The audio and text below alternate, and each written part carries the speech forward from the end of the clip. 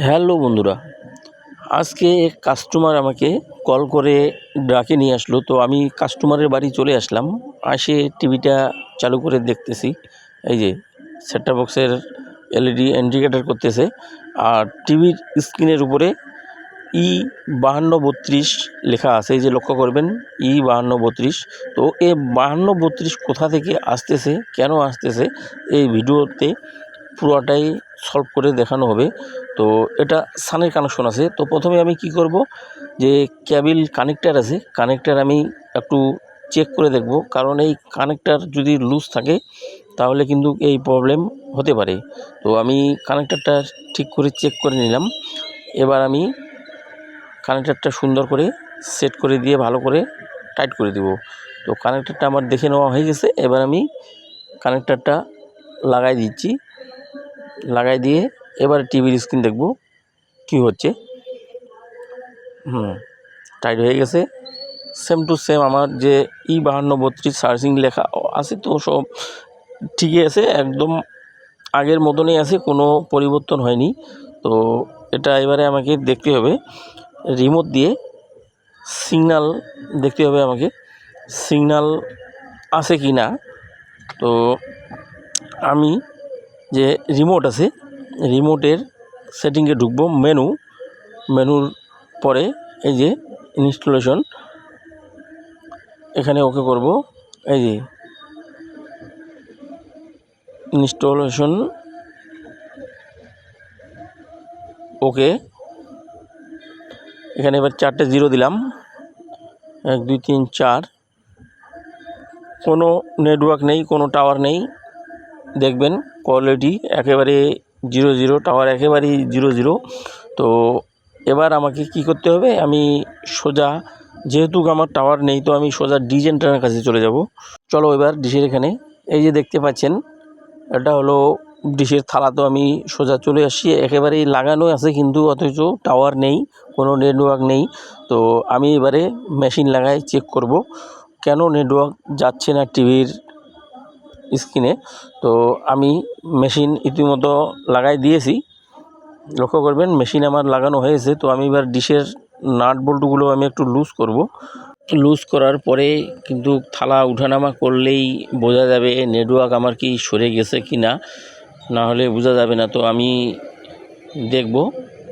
এবার কিন্তু আমার নাট বল্টু ঢোলো করা হয়ে গেছে, লুজ দেওয়া হয়ে গেছে। এবার আমি এই যে মিটার লক্ষ্য করবে, মিটার কিন্তু আমার এখনও পড়ে আছে।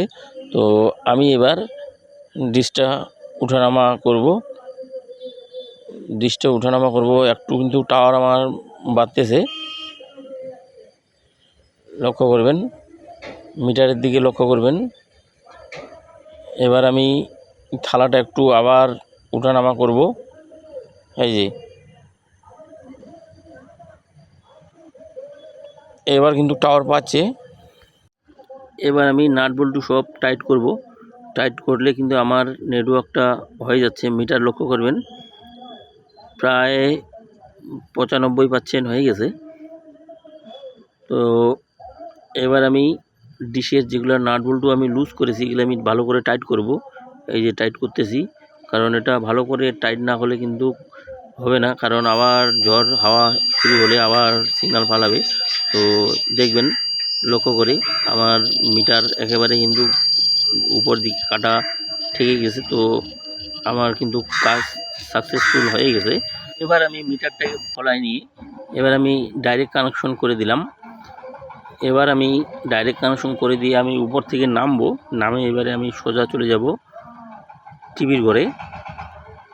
এই যে আমার তার কানেকশন করা হয়ে গেছে, এই যে দেখতে পাচ্ছেন মিটার খোলা হয়ে গেছে, এই যে মিটার এখন আমার হাতে। তো এবার সোজা চলে যাচ্ছি ঘরে, কারণ টিভি যেখানে আছে। তো লক্ষ্য করবেন, একটু আগেও কিন্তু টাওয়ার ছিল না টিভিতে, এখন কিন্তু টাওয়ার চলে আসছে। 95 পাচ্ছেন, উপরে লক্ষ্য করবেন 92 95, আর নিচে 75 পাচ্ছেন। তো কোয়ালিটি 75 পাচ্ছেন, তো চলবে। এখন ডিশের উপরে সেটআপ বক্সের যে এলইডি আছে, তো এলইডি লক্ষ্য করবেন হলুদ জ্বলেই আছে, এখন আবার ইন্ডিকেটার করতেছে না। আর হ্যাঁ বন্ধুরা, এখনও যারা আমার চ্যানেলটি সাবস্ক্রাইব করেননি, তো অনুগ্রহ করে চ্যানেলটি সাবস্ক্রাইব করবেন। আর আগে থেকে যারা সাবস্ক্রাইব করে রেখেছেন তাদেরকে অসংখ্য অসংখ্য ধন্যবাদ। আর ভিডিওটি ভালো লাগলে অবশ্যই একটা লাইক করবেন, কারণ আপনাদের একটা লাইকে কিন্তু আমার নেক্সট ভিডিও বানার আগ্রহী বাড়িয়ে দেয়।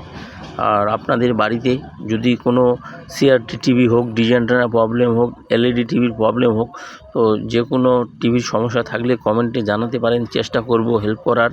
তো আমার কিন্তু এখন রিমোটের ওকে বোতাম চাপ দিলে আমার কাজ শুরু হয়ে যাবে। যে ওকে চাপ দিলাম, এখন কিন্তু সার্চিং প্রোগ্রাম শুরু হয়ে গেছে।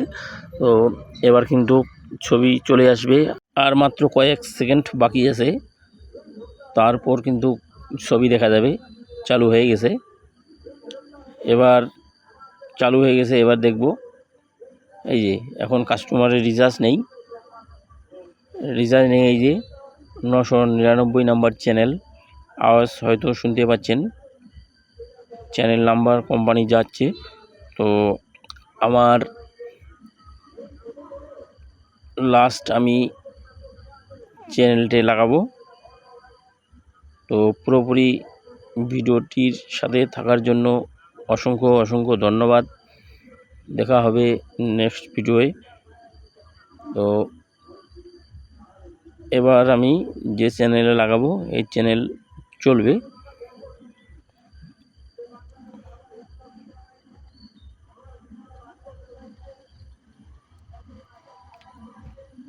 এই যে টিভির ছবি চলে আসছে, দেখবেন।